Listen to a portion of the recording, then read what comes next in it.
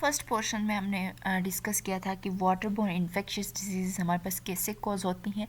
अब उनको one by one discuss करने के बाद हम ये देखेंगे कि हम वो कौन से प्रिवेंशंस, ठीक है, prevention of water borne disease जो होते हैं उनको रोकने के लिए हम क्या इक़दाम कर सकते हैं, ठीक है।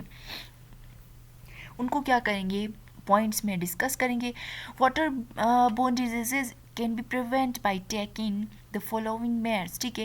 ये वन बाय वन इनको डिस्कस करेंगे कि कौन कौन से चीज़ें हैं जिनको करने से इन डिजीज़ या इन बीमारियों को हम क्या कर सकते हैं, रोक सकते हैं, ठीक है। Provision of safe water, drinking water must be properly treated and purified, ठीक है। जो हम पानी इनटेक करते हैं, ठीक है, जो पानी ड्रिंकिंग पर्पज़ के लिए यूज़ करते हैं उसको प्रॉपरली सबसे पहले क्या किया जाए, ट्रीट किया जाए और उसको प्रॉपरली प्यूरिफाई किया जाए ताकि हमें कोई ऐसी बीमारी ना लगे, ठीक है। डिस्पोजल ऑफ सीवेज, ठीक है। सेकंड पॉइंट क्या है हमारे पास, डिस्पोजल ऑफ सीवेज में देयर मस्ट बी एडिक्वेट, ठीक है, सैनिटरी डिस्पोजल ऑफ सीवेज, ठीक है। जो सैनिटरी सिस्टम होता है वो प्रॉपरली हो हमारे पास, ठीक है। जो सीवेज का डिस्पोजल होता है या वेस्ट होता है, ठीक है, उसको ग्राउंड में या पानी में मिक्स होने से क्या करें, उसको प्रॉपरली सेवरेज लाइन हमारी जो होगी उसको प्रॉपरली हम क्या करेंगे, रखेंगे। तो हमारे पास वो जो मतलब कंटामिनेट, वो क्या करेगा, कंटामिनेट नहीं कर सकेगा पानी को, तो जिसकी वजह से हमें सीवेज जो लाइन होगी उसको क्या करनी होगी, प्रॉपरली करनी होगी, ठीक है। नेक्स्ट क्या है, any type of waste must not be thrown और discharge directly into water supplies और रिजर्वायर्स जहाँ पे पानी स्टोर किया जाता है, और दूसरे वाटर सप्लाई जैसे हमारे पास लेक्स, रिवर्स वगैरह हैं, ठीक है, उनके अंदर जो पानी होगा हमारे पास, उनमें मिक्स होने से, ये जो सीवरेज पानी होगा उसके मिक्स होने से हमें क्या करना पड़ेगा, रोकना पड़ेगा, जिसका रिजल्ट में हमारे पास क्या होगा कि ये बीमारियां कम से कम ह्यूमन बींग्स को लग सकेंगी। नेक्स्ट है हमारे पास control of toxic chemical contamination can cause acute illness, ठीक है।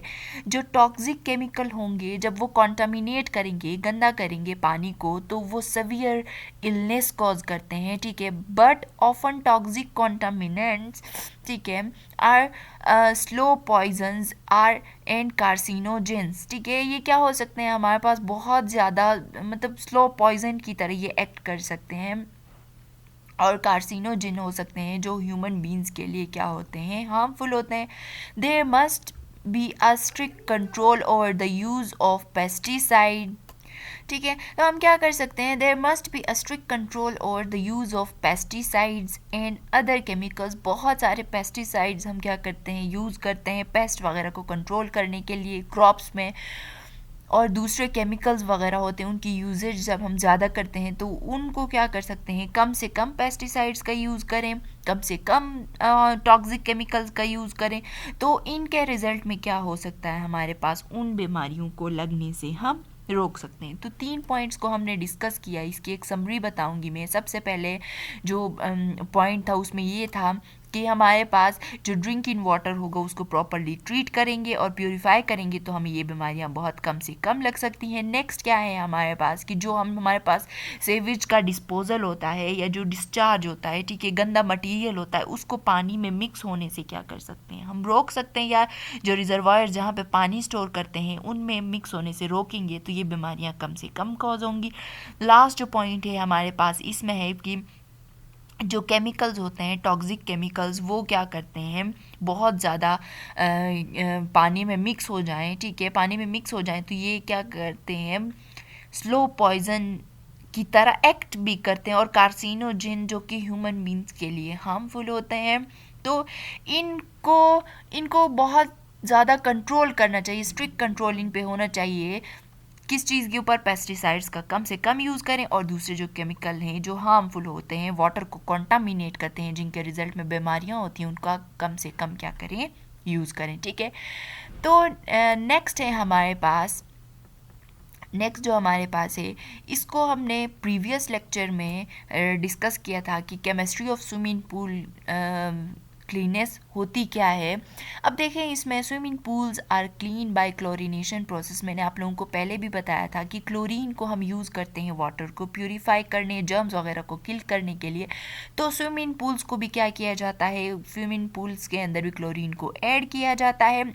क्लोरीन को ऐड करने के रिजल्ट में क्या होता है, वो जर्म्स वगैरह को किल करता है, ठीक है। जो बैक्टीरिया वगैरह या छोटे माइक्रो ऑर्गेनिजम्स होती हैं जिनसे स्किन की बीमारियां हो सकती हैं, उनको क्या करता है, किल करता है, ठीक है।